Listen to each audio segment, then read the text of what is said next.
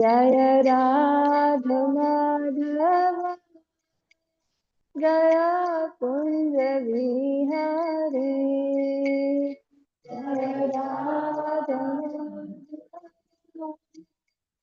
Jai Kunj Vihari Hare Krishna Krishna Krishna Hare Hare Hare Ram Ram Ram Hare Hare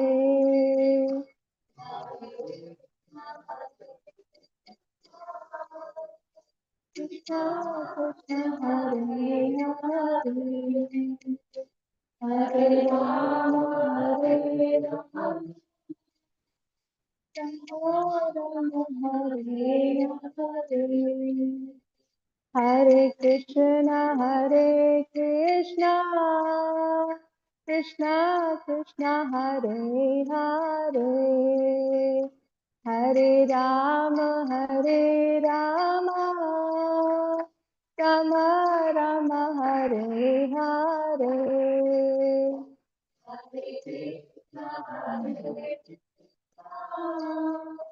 Krishna Krishna Hare Hare Hare Ram Ram Hare Hare Hare Krishna Krishna Krishna Hare Hare Hare Ram Ram Ram Hare Hare Hare Krishna Krishna Krishna Hare Hare Hare Ram Ram Ram Hare Hare Jai Radha Hare Radha Hare Radhe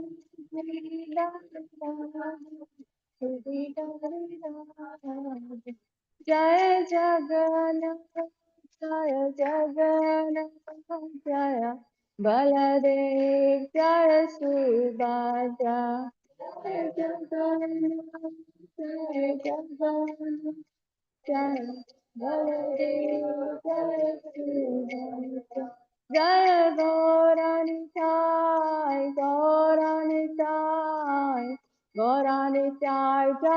Gaura Nitai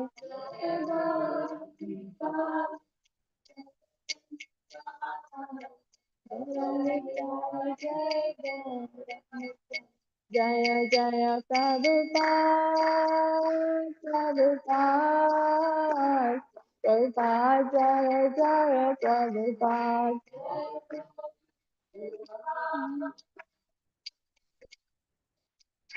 Prabhupada Jai Jai Prabhupada Jai.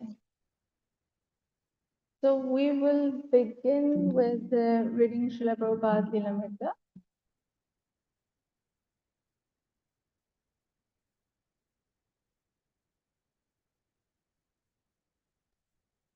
Those who are following online, we are on page, volume 1, page 892, paragraph, the second paragraph.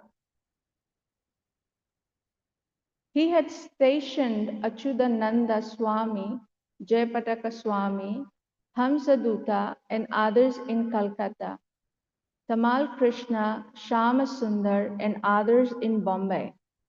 His disciples would make life members and try to establish permanent ISKCON centers in two of India's major cities. His Krishna consciousness movement was beginning in India, and he wanted to travel with his disciples wherever there was an opportunity to preach, just as he had worked in America, never settling comfortably in one place. but always traveling, speaking about Krishna, meeting new people, and offering them devotional service. So he would also walk in India. The train arrived at Kurukshetra station. Near here, said Srila Prabhupada, Lord Krishna spoke Bhagavad Gita 5,000 years ago. They say it does not exist, a mythological place. It is a symbol of the field of the body and the senses, they say. It is an allegorical place. But here we are at the station. As he spoke, the sun was setting, and a bright orange sky shone over the flat land. How can they say Kurukshetra is not a real place? He continued. Here it is before us, and it has been a historical place for a long, long time. When the train arrived at Amritsar station, members of the Vedanta Sammelan committee received Prabhupada and escorted him and his disciples to a park on the outskirts of the city. They showed him the large pandal the Niketan ashram had erected for the Vedanta Sammelan and assigned him and his disciples their quarters. 3 small rooms. Prabhupada took one room, and the 2 women the second, and the 4 men crowded into the third, leaving 3 men to sleep outdoors on the courts. The first night in the northern climate was cold. Available bedding was meager, and none of the devotees had brought warm clothing.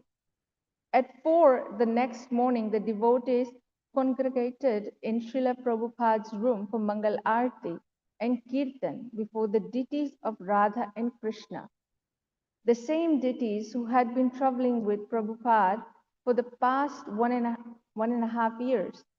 Despite the austere conditions, the devotees felt fortunate to have such intimate connect with Prabhupada and Radha Krishna.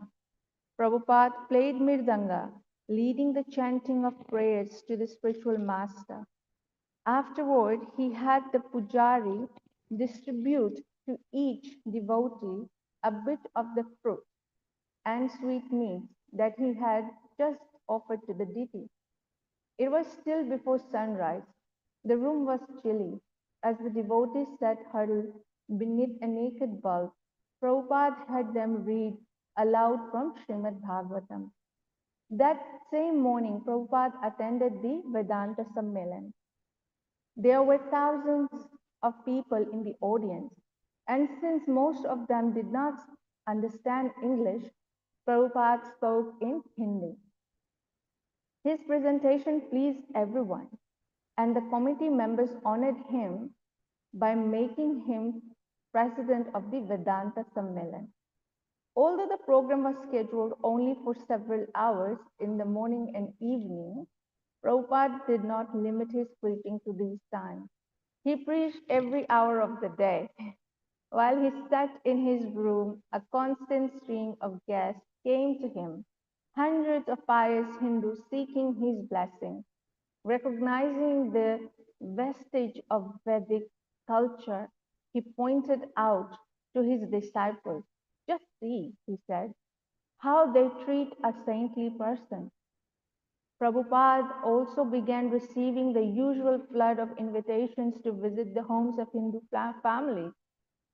He accepted as many invitations as possible, more than possible. It seemed to his disciples. Prabhupada moved quickly. When the cars were ready, he would come out of his room and go, leaving behind anyone who wasn't ready. After each engagement, he would get into his car and go directly to the next. Latecomers would sometimes find he had left already. They would then jump into bicycles, rickshaws, and try to catch him. A wrong direction or a missed turn might make them miss the next engagement. And when it and And when at the last they would catch up, they would find Prabhupada coolly, gravely, the midst of the lecture of Bhagavad Gita, or laughing and taking prasadam with his host. Every day brought at least a half dozen engagements. Come to our temple for darshan, come to our house for prasadam. And whenever Prabhupada would return to his ashram, he would find a long line of guests waiting to spend a few moments with him. None of the devotees could match Prabhupada's pace and enthusiasm. His energy seemed ever to wane. For his disciples, being invited instantly to take a full meal at half a dozen homes in one day was too much. They tended to overeat, and some of them got sick. But Prabhupada knew how to handle the situation expertly. He would fully satisfy each host.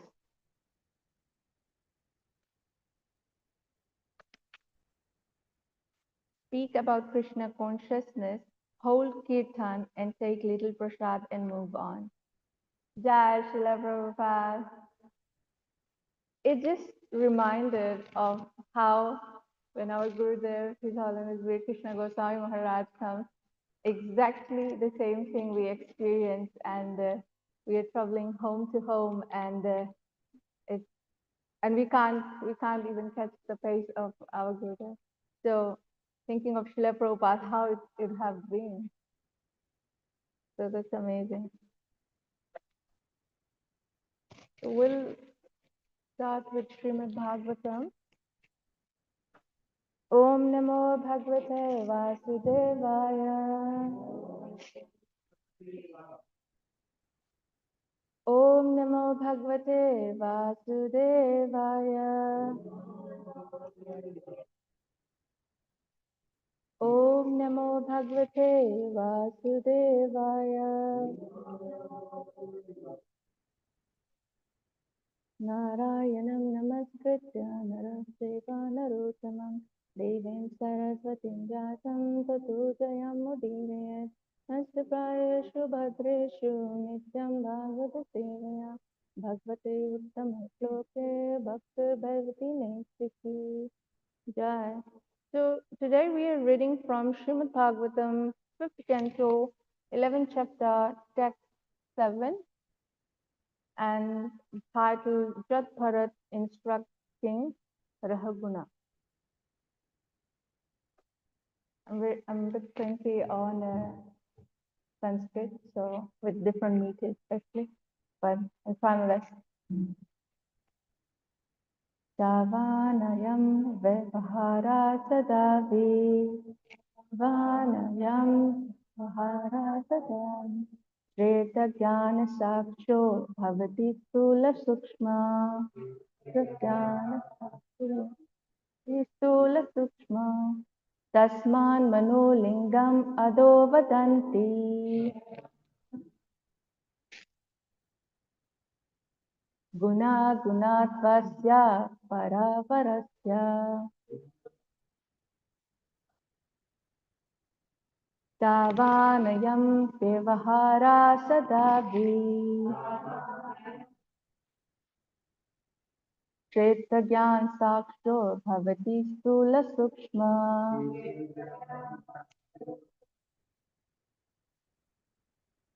Tasman Manolingam Ado Vadanti Guna Gunatvasya Paravarasya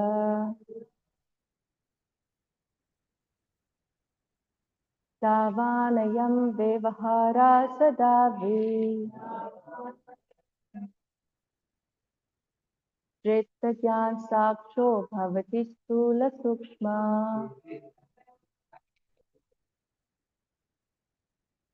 Tasman Manolingam Ado Vadanti Guna Gunatvasya Paravarasya.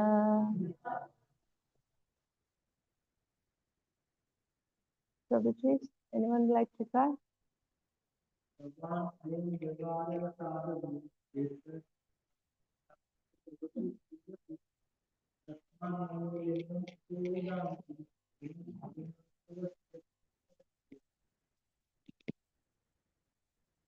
Anyone else?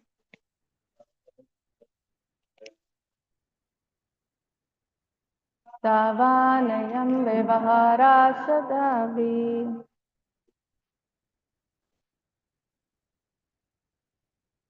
Shretya jnana sakusho bhavati stula sukshma.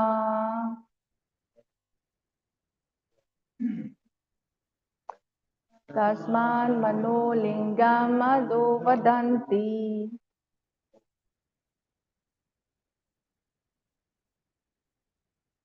Guna gunadvasya paravarasya. Okay.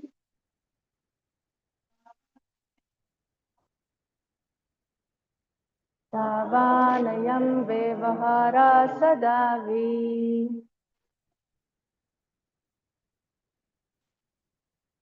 Kshetra saksho bhavati stula sukshma. Tasman mano lingam ado vadanti. Guna gunadvasya paravarasya. Okay. So we'll just, yeah.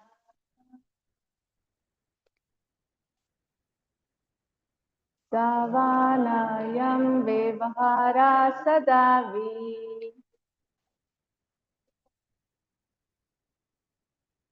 Kshetrajna saksho bhavati stula sukshma.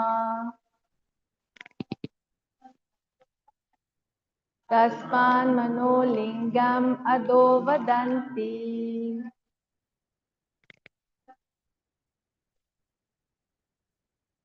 Guna gunadvasya paravarasya. Okay, so we will say word to word. Tavan. Until that time, I am this. Vyavahara. The artificial designation. Being fat or skinny or belonging to the demigod or human beings. Sada. Always. Avi. Manifesting. Shretagya. Of the living entity. Saksha. Testimony. Bhavati. Is. Stula. Sukshma. Fat and skinny. Tasmat. Therefore. Mana. The mind. Lingam. The cause. Ada. This. Vedanti. They say. Guna. Agunat vasya. Of being absorbed in the material qualities or devoid of material qualities. Para avarsya and of lower and higher conditions of life. Translation and purport by His Divine Grace Srila Prabhupada, Srila Prabhupada ki. The mind makes the living entity within this material world wander through different species of life, and thus the living entity experiences mundane affairs in different forms as a human being, demigod, fat person, skinny person, and so forth. Learned scholars say that the bodily appearance, bondage, and liberation are caused by the mind. Purport. Just as the mind is the cause of bondage, it can also be the cause of liberation. The mind is described here as para avara. Para means transcendental and avara means material. When the mind is engaged in the Lord's service, Savai Mana Krishna Padar Vindo, It is called para, transcendental. When the mind is engaged in material sense gratification, it is called avara or material. At the present moment, in our conditioned state, our mind is fully absorbed in material sense gratification, but it can be purified and brought to its original consciousness by the process of devotional service. And we have often given the example of Amrish Maharaj. Savai mana Krishna Padaravindo Vachamsi Vaikunta Gunanu Varnane. The mind must be controlled in Krishna consciousness. The tongue can be utilized to spread the message of Krishna and glorify the Lord, or take prasadam, the remnants of food offered to Krishna. Sevanam mukhe hi jivado. When one utilizes the tongue in the service of the Lord, the other senses can become purified.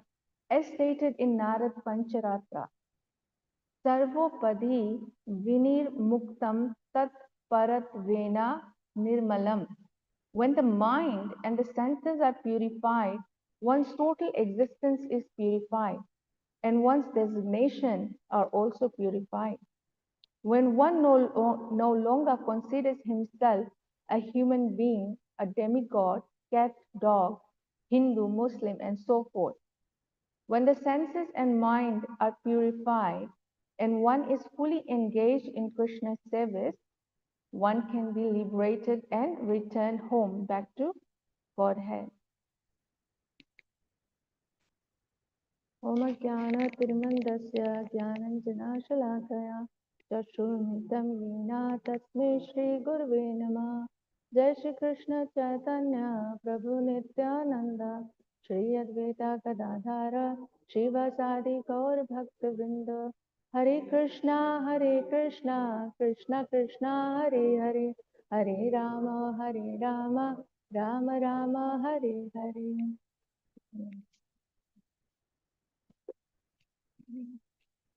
So Hare Krishna everyone. So today's discussion is very interesting, and we have been discussing Jat Bharat's pastimes for some time now, and it is taking, I think it's coming to some conclusions now. So, but it has been such a beautiful pastime that we have seen for Jat Bharat, and at this point that we are on now, we see, just as a recap, we see in chapter 10 how King Rahuguna, he offends Jat Bharat and he criticizes and he says things, unpleasant things to him. And at that point in time, Jat Bharat spoke. And finally he spoke. And it was like stream of nectar that, his instructions and when he spoke. And at that point in time, King Rahuguna realized how exalted Jat Bharat is. So, it's a lesson that we see that you should not judge a book by its cover. So, for those, Jat Bharat was, seen as a madman. He wouldn't dress, he wouldn't clean properly, or he wouldn't clean himself. So his exalted nature was covered with a material outer, so nobody would know. So it's always said, you don't know a person till he opens his mouth. So that's what we see for Jat Bharat over here, that when he spoke, then only the king realized that how exalted Jat Bharat is. And some of the responses that Jat Bharat did or said to king was, it's notable, and just wanted to share a few of those. So it says in a summary form, so to the criticism, Jat Bharat said that I'm a spirit soul and detached from the body. Bodily designations do not apply to the spirit soul. Everything material has a beginning and an end. So master seventh differentiation is temporary. So that is such a fact saying that one time you're a master and the other time you will be a seventh. So it's not a feminine position that any one of us have. So And at that point in time, the king realized, obviously, that Jadbharat was so exalted, and he fell at his feet and requested for instruction, and he inquired. So we see Jadbharat, he enlightened King Rahaguna. So in this chapter, we see that mind is the cause of material entanglement. Our mind is our best friend, and at the same time, our worst enemy. So how do we deal with the mind? How do we control this mind? So for our discussion today, I've just pulled out two things to go over. So the nature of the mind, we'll go over the nature of the mind, and secondly, how do we control the mind? How can we conquer this? So the famous verse, chapter 6 of Bhagavad Gita, it speaks mainly about the mind. So we see Bhagavad Gita 6.34. It says, Chanchalam hi mana Krishna, pramati balvat dhridam, tasyaham nirgham manye, vayur ivasu dushkaram. The mind is restless, turbulent, obstinate, and very strong, O Krishna. And to subdue it, I think it's more difficult than controlling the wind. So it's so strong. We don't think about it, but mind is so strong. This is Arjuna saying, Arjuna could do anything. He could hold, create bridges over anything or do so many things. Such a powerful warrior, and he's telling Krishna that it's so strong, we can't control it. So in the purport, Srila Prabhupada explains, the mind is so strong and obstinate that it sometimes overcomes the intelligence. Although the mind is supposed to be subservient to the intelligence. The understanding is the intelligence should sit on top, the mind should be subservient to it. So we see, when we talk about mind and intelligence, before I had the trouble also, thanks to Srila Prabhupada's books, we have that understanding on things. But the difference between what is mind and what is intelligence. So I just Google it. So AI response. I got an AI response on it. So the difference between mind and intelligence. Intelligence refers to the capacity for logic, reasoning, and for problem solving, while the mind comprises the broader spectrum of mental processes, including thoughts, feelings, and perception. So intelligence is basically logic, what is right, what is wrong. That's the function of intelligence. Whereas mind is thinking, feeling, and willing. As per our Shastra, thinking, feeling, and willing. So our mind, if it thinks something, if we think of pizza, then you feel like, okay, I can have pizza, and you actually go and get pizza. So like things that we think of and then we feel of and then we go and do it. So thinking, feeling, and willing, that is the job of the mind. So, and 90% of the time our consciousness is around, if we're not, our intelligence is not that much, or rather spiritual intelligence is not that high, and we are not controlling our mind, then obviously we're listening to our mind most of the time. And because it's always the feeling good aspect, what will make me feel good? Obviously, most of us, we do what makes us feel good. So, and that is listening to the mind. If most of the time, if it's not constructive, but it's still, it tells you at the background it's running. So, a good example is sweets. We all know, like people with diabetes, they shouldn't be having sweets. They know that. But the mind has its own thing that, oh, you haven't eaten sweet for such a long time. Why don't you try one? It's okay. But the intelligence, on the other hand, will be telling, no, it will, rise your sugar levels and you shouldn't do it. It's bad for your health. But the mind tries to overcome. So if you haven't controlled your mind, then obviously that intelligence becomes the servant of the mind and the mind takes over. So I wanted to just give a few examples of the nature of the mind, just the word mind itself, M-I-N-D, and you can see from there what mind actually is. So M it magnifies the problem. So mind most of the time magnifies the problem. If you take, I don't know, I mean, for those ones who were here last Saturday in the class, Kadam Kana Prabhu mentioned about, if you don't, if you meet somebody along the way and you're how you greet devotees. I mean, if you, for example, running on the hallway and you're busy, your mind is elsewhere, and you don't say Hare Krishna to a person passing by, and you say Hare Krishna to the other person. So the person who hasn't received that Hare Krishna, the mind will magnify that. Oh, said Hare Krishna to that person, but didn't say Hare Krishna to me. You're not that important. I don't know if you guys, am I the only one who feels this? But the way the mind magnifies little issues, it's not an issue, but it magnifies it, makes it look big, that it is a big problem. And it's you're not given that importance. So it's the mind that does that. And the other thing is, for I, it imagines pleasure. The mind imagines pleasure. So the good example, and this is a constructive example of mine, that when it imagines pleasure is like we have Janmashtami just around the corner. And I'm sure everybody is preparing for Janmashtami. I mean, let alone, for the pujaris who are focusing on how the decorations will look like. So it's an imagination that, this is how we would want the whole atmosphere to be, how Radha Girdhari will be dressed. So the mind imagines those things. Now, in terms of even devotees, everybody is looking out for it, and, how much we will enjoy on that day.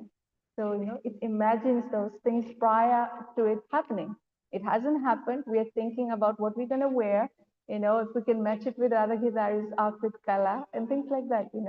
And those are positive impacts. If your mind is controlled in that way, then you're positively thinking, I'm going to enjoy the night dancing in kirtan and, really relishing. But that's pleasure, right? Because you want to enjoy. And that is the nature of mind, to enjoy and, to seek that pleasure.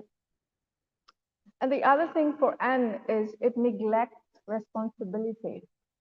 It's very negative side of mind, because it makes you do things. And when you do it, then he says, oh, why did you do it? You have this inner voice, you have inner voice, and that inner voice tells you that, at first, the mind will like, yes, do it. And then it's like, oh, why did you do it? It doesn't want to take the responsibility. And it says also that it's okay. It's okay, everybody does it. It's not wrong, to do something wrong. It's like, oh, it's not wrong, everybody does it, so you can do it, Nobody saw you doing it. You can get away. So that's like the mind, the way it functions. And it denies reality. Big thing. The big thing denies reality. And a good example is movie theater. You know how people go to watch movies, and the entire cinema is black out. There's no light, and just the light coming from the screen, for the mind to just completely absorb in what is there and believe that is that. That is everything. For that 3.5 hours or 4 hours, watching a movie, is just that is the reality. That is happening. And we have and that is one of the reasons, if you see, there's so much demand of Netflix, Prime, and all these things. People buy movies, people believe in those because it's not reality, because the mind wants you to believe that that's a very comfort place. You'll feel happy over there. That's a happy space. So that's the nature of it, and most of them now, it's animated things, something which is not there, but you enjoy. It's a pleasure giving thing that the mind feels good in. And that's the reality, but the mind does not want to live in the real world. It loves to live in that cinema hall, that reality which is not actually reality. So, so with all that, how do we control this restless mind? There's so many things it does and it tries to get away, but, and we are living with it. unless we control it, how do we deal with it? So the best course of action is it needs to be trained. The mind needs to be trained. And how can we train it? Now we spoke about it that intelligence needs to sit on top. You know, the mind needs to be the seventh of intelligence and work accordingly. So for the mind to be trained, it requires spiritual knowledge. So the intelligence has to be spiritual intelligence. It cannot be just materially. Spiritual intelligence is also very crucial. And so what is the food of intelligence? Is spiritual knowledge. Spiritual knowledge is the food of intelligence. Then only it can make the logic that what is wrong, what is right. So it is very key thing. And in today's world, to maintain the material body, we have hospitals.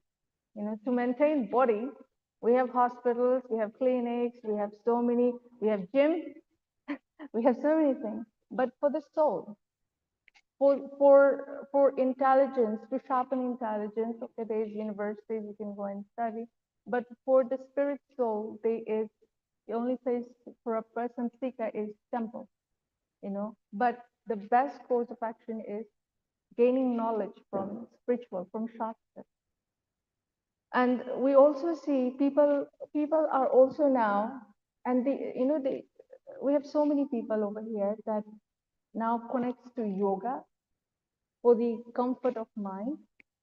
And there's a lot of people, even we have yoga sessions in the temple, and which is good because through yoga also, those people who are not actually at a stage of coming to spiritual knowledge or attaining spiritual knowledge or coming to a space where it offers that, or coming to that understanding that spiritual knowledge is the key for peaceful mind, they go and do yoga. And for that moment, at least they're trying, at least their goal is coming to it's coming to a streamline that, yes, for peacefulness, this 1 hour or whatever, they look at some lamp or look at light or, the focus at one point. So it sort of helps them. And gradually, they will one day, by the mercy of Lord, they might come to a stage that, yes, the higher purpose is spiritual knowledge. You can gain the peace in the mind through spiritual knowledge. But, these yoga centers and everything, it does not come to a ultimate solution for the restless mind. It doesn't. And we also see how the mind functions is most of the time it doesn't live in the present. It's very much worried about the future, the insecurities of the future, and for the past, grudges and everything that it holds. So it's concerned about the past, that what has happened, really feel bad about it, still have it in my heart. And for the future, the insecurities which he hasn't seen, but it's planning for, it's scared of. So not living in the present. And what does that make? That makes a person dissatisfied. Always dissatisfied because you're not in the present, you're always in the past or always running after your future. So to that, there is a very good story. There's a very good story that comes. Maybe most of you have heard about this one. So there was a king and his minister. So the king and the minister, the king wanted to see how his kingdom was, how the people were doing in the kingdom. So he decided to, take disguise himself and go for a sort of a walk around the neighborhood. So he went and he saw one poor Brahmana, and the poor Brahmana was so satisfied, and he was happy with his family, and they were, he had kids and his wife, and they were living very happily. But he had just a small hut, very poor. And the king looked at him and he was like, wow, how is he so happy? And I'm the king here. I've got everything and I'm still not satisfied. I can buy anything I want, I can do anything I want, yet I'm not satisfied. Why is that? So he asked his minister, what's happening there? And the minister said, well, he's not part of the 99 club yet. Have you heard of that?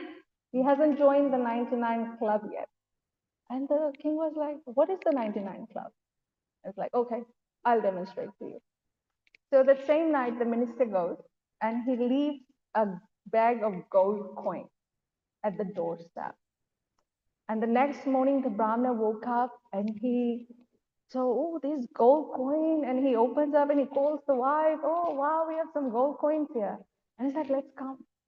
So they started counting 1, 2, 3, 4, 95, 96, 97, 98, 99. It's like, how come it's 99? So, then he counts again. No, we have to count again. And he's like, counts 1, 2, 3, 4, 95, 96, 97, 98, 99. It's like, whoever has dropped it, forgot to put one more coin. It should have been 100 gold coins. It shouldn't be 99. 99? Who gives 99? It should be 100. It should be wholesome. So he was like, now how will I tell others, that I've got 100 gold coins? So he reached out to a landlord and he said, can you tell me what can I do to get one gold coin? And he's like, well, you have to work 6 hours. Just work 6 hours and 6 hours for 1 month and I will give you one gold coin. So the Brahmana was, okay, I'll do it. So he worked 6 hours for 1 month and at the end got one gold coin. He got it home and he put it in the bag and then he started counting again. And he counted and he came to 95, 96, 97, 98. He's like, I added one. Why is it 98 instead of 100? And he called the wife and the wife said, oh, sorry, we needed some items in the home and I needed to buy a new sari. So, I went shopping. So I used two gold coins. He's like, now I have to work harder. So he went back to the landlord and he said, okay, can you tell me what do I do to get two gold coins? And then he was like, okay, well, you were working 6 hours. Now you work 12 hours. 12 hours for the next 1 month and you'll get at the end two gold coins. So it just ended up, the Brahmana was fully engrossed with trying to get something he did not have. So when the king came and he was like, there you go, the minister said, he has now finally joined the 99 club. So, and it just shows that, we are never satisfied. And the satisfaction is the mind. The mind is never satisfied. So, it always wants something more, something which is not there. I don't know if you guys have heard of, obviously everybody has heard of Michael Jackson, right? So Michael Jackson, he was obviously a billionaire, such a rich person. And his only desire was that he wanted to live for 100 years, for 100 years. He wanted to live that long. And for what? For sense gratification. He wanted to have sense gratification to live 100 years. And the doctor said, well, you can't. And he already had so many problems with the health. And the doctor said, no, for you to live long, you actually need to reduce your sense gratification. Because to live long, that is the only thing, you cannot be enjoying, cannot be having these pleasures that you have right now. And if he died around 50. He couldn't because he wanted something, but he wasn't ready to give up something. So that is the nature of how things work, of the mind, actually the nature of mind. So going back to the solution, how do we conquer the mind? So we see in Bhagavad Gita 6.35, to the response of Chancellor Himana Krishna, the response that Lord Krishna has. And in response, Lord Krishna says, O mighty armed son of Kunti, it is undoubtedly very difficult to curb the restless mind, but it is possible by suitable practice and detachment. So that is the response from Krishna, that what we should do, suitable practice and detachment.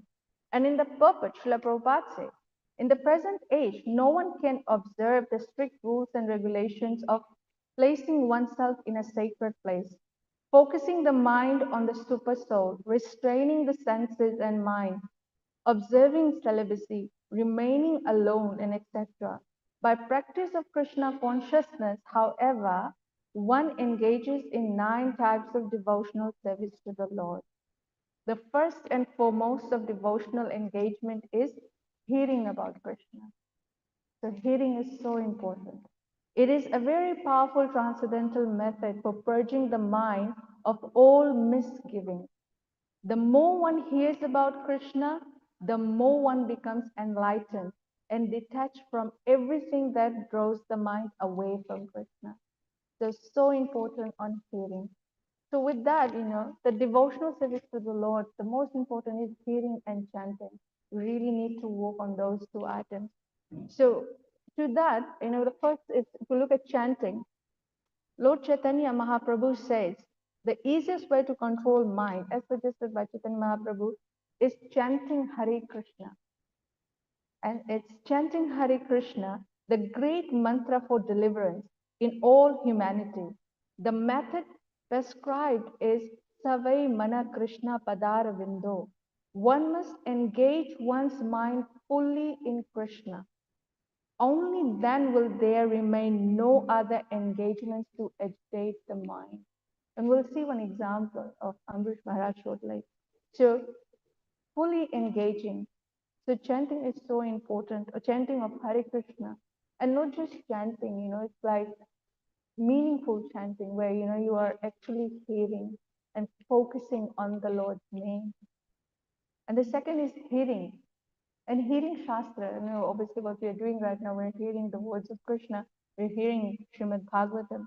So spiritual knowledge, Shastra gives spiritual knowledge, and that's what intelligence needs, spiritual knowledge to come above the mind.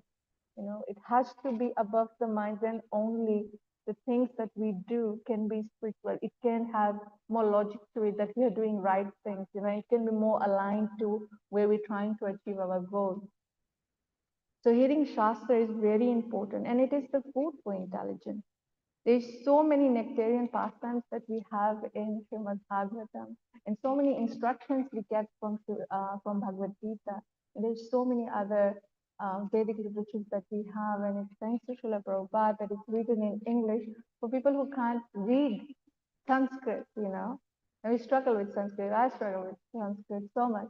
I'm so grateful that Srila Prabhupada has translated this in English and we are able to read and understand it. So it's such a great thing. And third is association of devotees. And that is the best way to do it. There is no other way that we can remain in Krishna consciousness if we don't associate with devotees. It's very, very, very difficult. So, there is this shloka that I've got.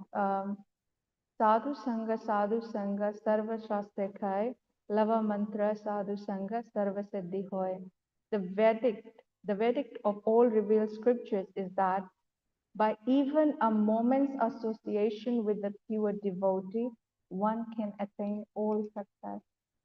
And we all want success, either it be material or spiritual. We want success. We want to live a happy, Krishna conscious life. And obviously, we have our needs. So, this is the best environment to be in, that we are receiving the knowledge, we are understanding, and we are doing our duty. Obviously, we're not running away from our duty, we're doing our duty, and we are also gaining the spiritual knowledge so that, we have a goal to achieve, and we know that, this life is obviously dedicated to Krishna, whatever means we can do this with. So, and lastly, I wanted to, and Srila Prabhupada mentions it in the purpose of Amrish Maharaj, and it's very beautifully described in the verse 9th canto, chapter 4, verses 18 to 20. And it starts with Savai Mana Krishna Padara Vindo. So something that we can take away and meditate on, very beautifully, how we can engage our mind 24/7 in Krishna's study.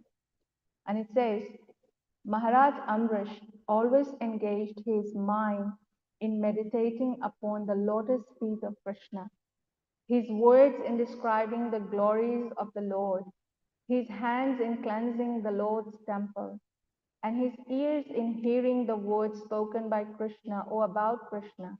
He engaged his eyes in seeing the deity of Krishna, Krishna's temple and Krishna's places like Mathura and Vrindavan. He engaged his senses of touch in touching the bodies of the Lord's devotees. He engaged his senses of smell in smelling the fragrance of tulsi offered to the Lord. and he engaged his tongue in tasting the Lord's prasadam. He engaged his legs in walking to the holy places and the temples of the Lord, his head in bowing down before the Lord, and all his desires in serving the Lord, 24 hours a day. Indeed, Maharaj Amrish never desired anything for his own sense gratification. He engaged all his senses in devotional service, in various engagements related to the Lord. This is the way to increase attachment for the Lord and be completely free from all material desires. So, with that, I will stop. Does anybody have any comment or anything that you like to add? Yes, Prabhu.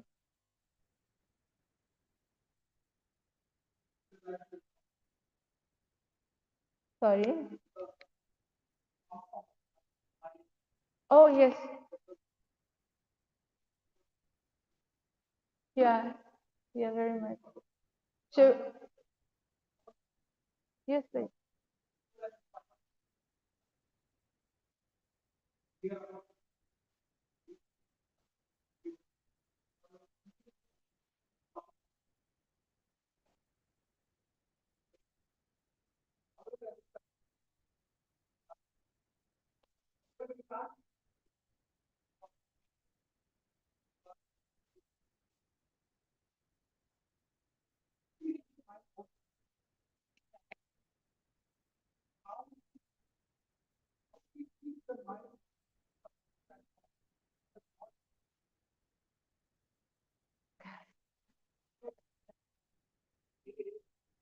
There's no other way.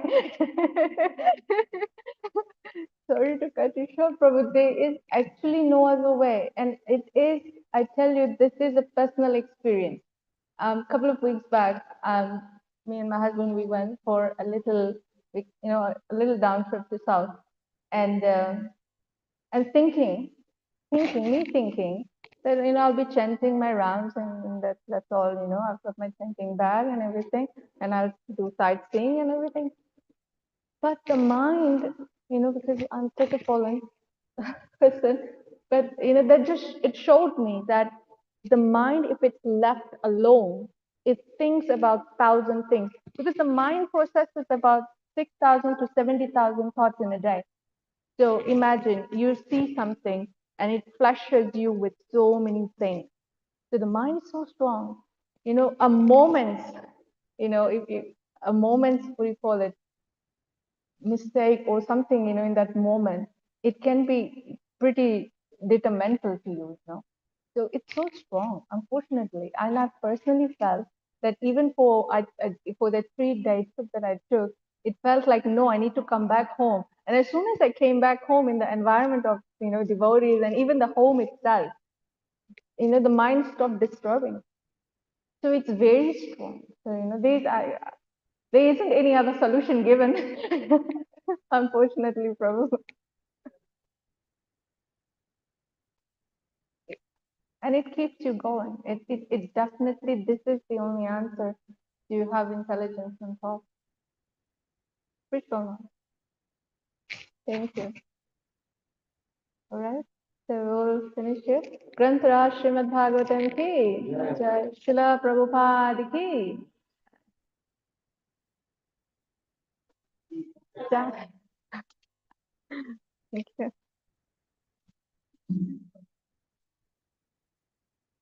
Deny reality and neglect responsibility. Yes.